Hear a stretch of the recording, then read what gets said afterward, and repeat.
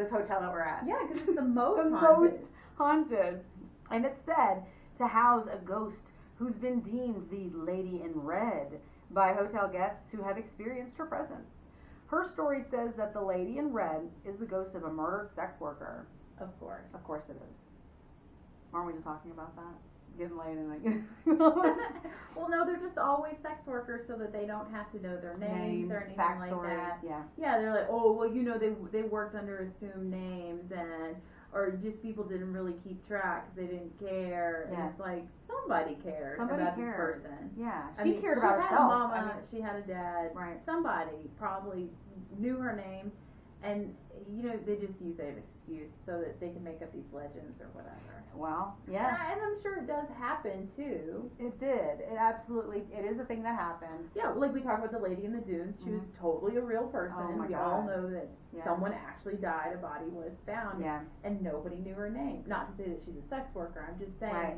that, you know, people can not have other people out there necessarily looking out for them and stuff. Yeah. So I get it, but Well, just to label her, as just a sex worker. they just use that term so that they can be like, you know, and we don't have to give you any more details. Well, and that's why we're here, so that we can investigate some of that. Yeah, and get like names and stuff like that.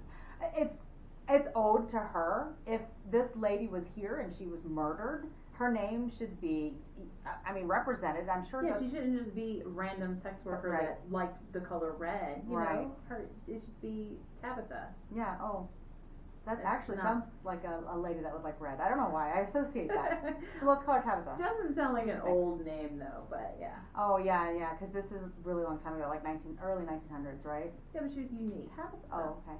Maybe her name is Tabitha. Tabatila. I don't know. I like that. Tabatila? There we go. That's what she's called now. Sorry. If you're hearing, she's going to be smacking me in the back of my head. Elizabeth.